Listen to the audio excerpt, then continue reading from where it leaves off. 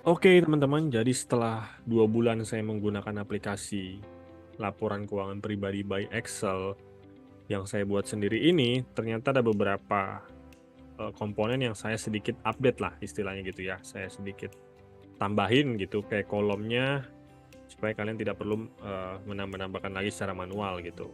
Jadi buat kalian yang sudah sempat pesan kemarin yang versi lama, itu kalau mau versi yang baru ini juga boleh banget ya, langsung aja WA dengan klik link di bio, kirim bukti pembelian, nanti langsung dikirim aplikasi yang terupdate ini. Sekaligus di sini saya juga pengen simulasiin ulang cara penggunaan aplikasi keuangan pribadi yang sangat simpel ini tapi detail ya, tetap detail gitu. Jadi semuanya ke-track dengan jelas karena awalnya saya bikin aplikasi ini tuh karena ya saya sendiri kesulitan mengatur keuangan saya gitu. Saya bingung duit saya lari kemana aja nih gitu kan. Kok tiba-tiba udah tinggal sekian. Makanya saya bikin aplikasi ini sekarang semua jadi ke-track dengan sangat jelas. Misalnya yang keluar dari bank BCA berapa, dari bank Mandiri berapa, dari kas dompet berapa, untuk apa aja semua jelas sekarang ke-track dengan aplikasi ini. Oke, makanya di sini saya mau langsung jelasin ulang fitur-fiturnya dan juga cara menggunakannya. Jadi ketika nanti kalian sudah memiliki aplikasinya, tampilan awalnya adalah seperti ini. Ini adalah tampilan sheet menu ya. Di sini ada master data, transaksi, dan laporan. Ini adalah tombol-tombol yang bisa kalian klik nanti. Master data itu ada kas bank dan akun. Transaksi itu ada isinya nanti input data. Di sinilah tempat kalian untuk mengisi transaksi harian kalian ya, atau istilah jurnal harian kalian. Nanti ini juga akan ada link untuk langsung menuju video tutorialnya ya, yang mana itu adalah video ini gitu yang lagi dibuat ini ya. Jadi supaya kalian lebih gampang nanti kalau misalnya bingung, mau lihat lagi tutorialnya gitu kan, nggak usah cari-cari lagi di YouTube, langsung aja klik tombol yang ini nanti langsung diarahin ke video ini gitu. Nah, untuk yang laporan ini kalian tidak perlu otak-atik, ini gunanya adalah untuk kalian lihat aja gitu. Di sinilah nanti tempat semua data kalian, transaksi kalian gitu, ke-track semua di laporan ini. Ada laporan history, laporan kas bank, dan laporan akun. Oke, untuk lebih detailnya nanti kita akan bedah satu-satu ya. Nah, di sini juga nanti kalian bisa isi nama kalian ya. Ini sebagai contoh aja calon akuntan, sama periodenya nih, periode awal dan periode akhir. Dalam arti gini teman-teman, periode awal itu dari tanggal berapa kalian menggunakan aplikasi ini, dan periode akhir itu sampai tanggal berapa kalian mau pakai aplikasinya. Ya, misalnya di sini dari 1 Januari sampai dengan 31 Desember gitu ya. 1 tahun misalnya kalian mau gunakan gitu. Nggak masalah juga, tapi kalau saya pribadi, saya biasanya akan menggunakan ini untuk per kuartal gitu ya. Dalam 1 tahun kan ada 4 kuartal kan, kuartal 1, kuartal 2, 3, dan 4 gitu. Jadi kalau kuartal 1 itu kan dari Januari sampai Maret, kuartal 2 April sampai Juni, kuartal 3 Juli sampai September, dan kuartal 4 Oktober sampai dengan Desember.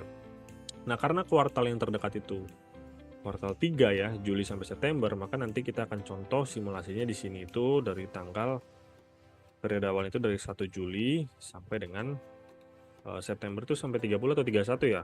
Anggaplah 30 ya, 30 September gitu. Jadi nanti saya akan copy langsung file Excel ini jadi 4 gitu ya, untuk kuartal 1, kuartal 2, kuartal 3, dan kuartal 4. Kenapa per kuartal? Supaya nanti ketika nginput transaksi saya nggak terlalu panjang sampai bawah sheet-nya gitu kan. Karena kan kita dalam 1 bulan aja nanti transaksi kita misalnya banyak. Kecuali memang transaksi kita dalam 1 bulan aja itu sedikit gitu ya, nggak banyak ya nggak apa-apa.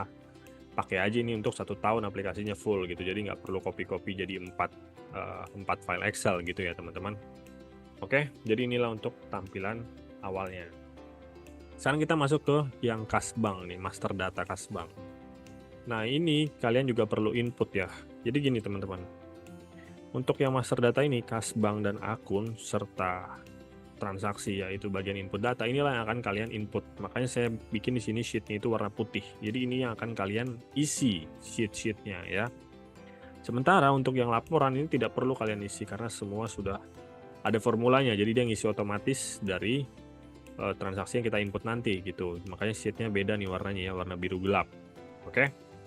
Kita kembali ke kas bank. Jadi di sini saya udah bikin 10 ya, karena paling umum biasanya seperti ini kan ya, keuangan daftar kas bank orang-orang gitu. Dari yang saya riset, ada kas dompet, kas cadangan, terus ada banknya Big Four, BCA, Mandiri, BRI, dan BNI. Terus juga ada e-wallet, ShopeePay, GoPay, OVO, dan Dana. Tapi di e-wallet ini saya bikin jenisnya itu bank aja ya, supaya nggak terlalu banyak jenis gitu. Jadi jenisnya cukup 2, tunai dan bank gitu ya. Tunai yang kita pegang langsung nih ada uangnya cash, sementara kalau bank ya yang ada di bank gitu, yang ada di non cash lah istilahnya gitu. Oke, makanya e-wallet dibikin jenisnya bank aja gitu. Nah, nanti kalian tinggal input saldo awalnya per kalian menggunakan aplikasi ini. Jadi ketika kalian baru mulai gunain aplikasi ini, kalian lihat dulu tuh masing-masing saldonya berapa tuh ada di bank kalian gitu. Kalian isi nanti saldo awalnya di sini, oke? Nanti dia akan menghitung di sini secara otomatis. Oke, ini untuk sheet kas bank. Kalau kalian mau kembali ke menu, tinggal langsung pencet tombol ini aja. Nah, selanjutnya kita coba ke sheet yang akun. Nah, untuk akun ini adalah list akun pemasukan dan pengeluaran. Jadi ini keterangannya ini sebenarnya contoh aja ya, saya bikin 20 yang paling umum gitu. Kalau kalian nanti mau tambahin bisa banget di sini di bawahnya. Nanti kalian cukup tambahin di kolom keterangannya aja ya teman-teman. Keterangan sama kategori dan jenisnya. Untuk nomornya nggak usah diapa-apain karena sudah ada rumusnya, nanti dia ngisi sendiri ketika kalian ngisi keterangan di sini. Misalnya contoh kita isi di sini listrik gitu ya. Nah, dia akan ngisi sendiri kan nomornya. Terus misalnya listrik itu kan operasional. Dan dia jenisnya apa? Jenisnya ya ngeluarin duit gitu kan, uang keluar tuh buat bayar listrik, berarti out gitu. Nah, ini misalnya gaji bulanan, dia operasional juga, jenisnya in karena dia kan masuk uang gitu ya, uang masuk, makanya jenisnya in gitu. Jadi itulah untuk jenis perbedaannya ya. In itu uang masuk, kalau out itu yang ngeluarin uang gitu atau uang keluar gitu. Oke? Sementara kategorinya di sini ada operasional, ada investasi, pendanaan, dan ada mutasi. Mutasi in dan mutasi out ini maksudnya apa? Mungkin kalian bertanya seperti itu. Nah, kalau mutasi in ini itu adalah ketika uang masuk gitu ya, uang masuk dari antar bank. Misalnya kita transfer antar bank kita, atau misalnya kita setor tunai gitu ke bank gitu ya. Misalnya kita punya cash 100.000, kita mau setor tunai ke bank BCA gitu kan. Maka nanti di bank BCA itu jadinya mutasi in gitu. Nah, sementara kalau mutasi out itu keluar uang dari bank, misalnya kita mau tarik tunai. Nah, kita mau narik nih misalnya dari BRI 100.000. Nah, kan mutasi out nanti pencatatannya di BRI itu. Begitupun ketika kita mau transfer antar bank misalnya, atau mau top up ke e-wallet gitu ya. Misalnya nanti mau top up dari BCA ke ShopeePay misalnya. Nah, nanti dari BCA pencatatannya berarti mutasi out karena kan dia keluar uang kan untuk top up ShopeePay. Nah, dari sisi ShopeePay nanti akan mencatat mutasi in gitu karena dia masuk kan, dapat masuk dia dari transferan dari BCA seperti itu. Nanti kita akan lebih jelas lagi ketika sudah masuk ke contoh ya teman-teman ya. Oke, nanti kalian bisa sesuaikan sendiri ini sesuai dengan kebutuhan kalian. Ini hanya contoh aja yang saya bikin 20 yang paling umum ya. Kalau kalian punya versi pribadi ya silahkan diisi aja. Oke, isi 3 kolom ini ya, nomornya nanti ngisi sendiri. Nah, selanjutnya kita ke sheet transaksi. Nah, disinilah tempat kita menginput transaksi kita sehari-hari nanti gitu. Nanti kita akan simulasi juga langsung contoh menginput transaksinya. Selanjutnya kita ke laporan histori. Nah, ini adalah histori dari transaksi, tapi kita bisa filter di laporan histori ini. Bisa filter per tipenya, mau per kas bank atau per akun gitu ya. Misalnya per kas bank, nanti kita mau filter per kas bank berarti misalnya kodenya apa nih? Kita mau filter yang mana? Misalnya kita mau filter bank BCA gitu. Histori transaksi bank BCA selama periode 1 Juli sampai 31 September nanti akan muncul di sini gitu ya. Misalnya juga kita mau filter per akun, kita mau lihat gitu, kita jajan itu berapa banyak sih? Ya udah tinggal pilih aja di sini jajan ya. Nanti kita akan kelihatan tuh dari 1 Juli sampai 30 September kita ada berapa banyak nih jajan nih gitu kan, biar tahu nih apa namanya ngatur ke depannya gimana gitu supaya nggak lebih boros gitu ya kan misalnya. Oke. Ini untuk histori. Selanjutnya laporan kas bank. Nah, disinilah nanti akan terisi tuh saldo awal kalian, nanti akan muncul di sini yang tadi kalian udah isi di sini di depan sini. Terus nanti juga akan muncul penambahan dan pengurangannya serta saldo akhirnya setelah kalian menginput transaksi di sini gitu ya. Laporan kas bank, jadi benar-benar dari kas bank ini gitu, dari 10 akun kas bank ini laporannya akan muncul di sini nanti. Nanti kelihatan nih di sini kas tunainya berapa, rekening banknya berapa, totalnya berapa. Nanti juga akan ada chartnya di sini ya, jadi kelihatan yang mana yang lebih dominan gitu. Oke. Dan yang terakhir itu laporan akun.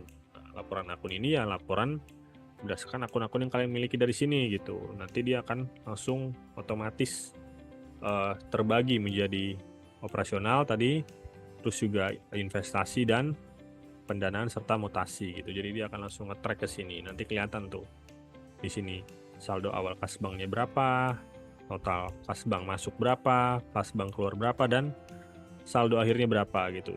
Per akunnya juga kelihatan, per misalnya untuk operasional nanti berapa totalnya, untuk investasi juga berapa, nanti semua ke-track di sini teman-teman ya, yang masuk dan keluar serta saldo akhirnya akan ke-track di sini. Nah, untuk header-headernya ini ya, yang 3 ini kalian nggak perlu isi lagi secara manual ya, di laporan akun, di laporan kas bank, maupun di laporan histori, karena ini sudah ada formulanya, jadi udah nge-link sendiri. Jadi ketika kalian nanti input nama kalian di depan sini, dia langsung nge-link ke belakang semua ya. Misalnya kita ganti deh nama kita di sini misalnya Andi gitu ya. Nah, nanti di sini langsung muncul tuh Andi ya kan. History akun jajan karena kita lagi filternya per akun dan kodenya jajan gitu. Misalnya kita ganti deh akunnya misalnya leher ke atas. Nah, jadi dia akan mengubah sendiri kan history akun leher ke atas. Begitupun di sini nanti akan mengubah tuh jadi Andi, sini juga jadi Andi. Gitu ya. Oh iya, mungkin sedikit tambahan untuk leher ke atas ini maksudnya apa ya? Ini kayak misalnya kita mau beli kursus gitu ya, atau beli webinar, atau beli file ETB dari EA Text misalnya gitu kan. Itu kan investasi leher ke atas, investasi otak lah istilahnya gitu, untuk menambah ilmu ya. Oke, mungkin itu aja untuk penjelasan fitur-fiturnya. Selanjutnya kita masuk ke simulasi dengan mengisi transaksi ya teman-teman. Oke, jadi sekarang kita masuk ke simulasi transaksi. Jadi di sini saya sudah isi ya di kas bank. Kita coba ke kas bank. Nah, di sini saya udah isi misalnya saldo awalnya untuk masing-masing kas bank ya. Misalnya kas dompet kita 100.000, kas cadangan 50.000, dan biasanya 2 juta serta yang lain-lain nih ya. Sehingga langsung muncul di sini kas tunai kita 150.000 ya, yang dua ini, kas dompet dan kas cadangan. Serta yang ada di rekening bank ya, termasuk e-wallet itu ada 2.705.000 nih ya. Kalian bisa hitung sendiri kalau misalnya nggak yakin gitu, ini bener nggak sih kalkulasinya gitu kan. Kelihatan juga di sini nih ya, tuh 2.705. Sehingga total uang kita gitu ya, baik kas maupun bank yang ada di bank, itu ada 2,8 sekian gitu. Oke. Ini akun-akunnya masih sama. Nah, disinilah transaksinya ini saya sudah isi ya, contohnya. Oke, saya jelaskan deh satu-satu. Misalnya nih tanggal 1 Juli, kita top up Shopee Pay dari Bank BCA, ya kan?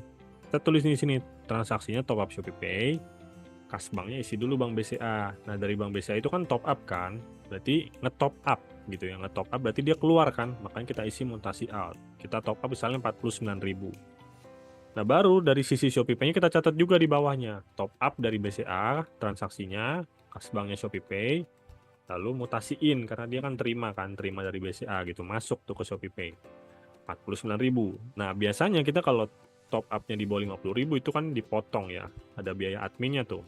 Motong saldo tapi biaya adminnya, bukan menambah yang harus kita bayar.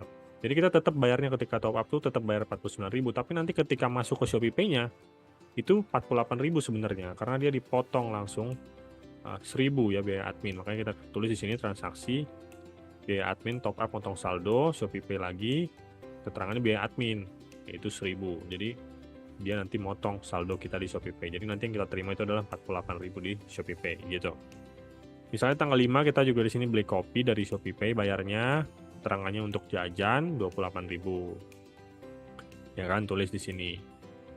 Terus juga tanggal 6 kita makan di warteg misalnya, bayarnya pakai kas dompet gitu ya. Untuk apa? Untuk makan minum ya. Karena kita kan makan di warteg itu kan ada makan ada minumnya dong. 15.000 misalnya, catat. Nah, terus tanggal 10 misalnya kita tarik tunai nih untuk kas dompet kita ya, biar ada isinya gitu kan. Tadi kan udah kepake buat makan misalnya. Kita tarik misalnya dari BNI, tulis di sini ya. Dari Bank BNI, mutasi out kan, berarti kan keluar karena kita tarik 50.000. Jangan lupa catat juga dari sisi kas dompetnya, kita udah terima dari BNI kan, udah kita tarik, nambah dong, mutasiin 50.000 gitu ya. Tulis keterangannya di sini tarikan tunai dari BNI gitu. Terus tanggal 17 misalnya kita beli sunscreen, bayarnya pakai Bank Mandiri misalnya, M-Banking ya. Untuk apa? Untuk skincare kan. Misalnya 45.000, tulis di sini. Dan begitu pun seterusnya ya, sampai misalnya di tanggal 10 Agustus kita beli kuota dari Dana. Tulis di sini keterangannya, tinggal pilih aja ini ya by the way ya. untuk pulsa dan kuota misalnya di sini kan. Pilih di sini pulsa dan kuota 49.000. Jadi yang untuk ini teman-teman kalian tinggal pilih aja di sini ya. Sudah ada listnya semua. Nanti dari yang kalian isi di sini dia akan muncul di sini ya. Tinggal pilih aja, nggak usah ketik manual gitu. Ini juga sama ya, kas banknya tinggal pilih aja. Oke. Nah, nanti dari transaksi ini akan muncul di history ya. Misalnya di sini sudah terfilter kas bank tipenya, terus kodenya Bank Mandiri. Nah, tadi di Bank Mandiri kita ternyata baru ada satu transaksi yaitu beli sunscreen ya. Kategorinya operasional, dia uang keluar, maka dia di sini pengurangan. Tadinya saldo awal kita di Mandiri itu kan 200.000 kan. Nah, karena tadi udah ada beli sunscreen 45.000 jadi sisa 155.000. Itu juga bisa lihat di sini ya. Saldo awal 200.000, udah kepake 45.000 beli sunscreen, jadi tinggal 155.000 gitu. Misalnya mau filter yang paling banyak transaksi itu tadi Bank BCA. Nah, muncul semua kan di sini transaksi Bank BCA-nya. Kalian juga bisa filter di sini per tanggal atau per bulan. Misalnya di sini kan baru ada Juli dan Agustus yang kita input kan. Misalnya kita mau lihat yang Agustus aja gitu. Ya udah tinggal pilih aja nih Agustus. Nah, oh ternyata di Agustus kita ada 2 transaksi doang nih gitu. Yaitu webinar sama top up dana gitu ya.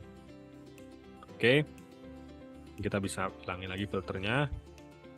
Misalnya kita sekarang mau pilih per akun, misalnya kita mau lihat kita udah berapa banyak sih jajan gitu ya.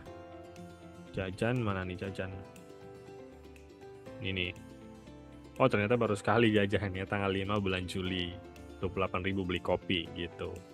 Oke, jadi ke-track semua di sini. Ada historinya gitu dari transaksi yang kita input.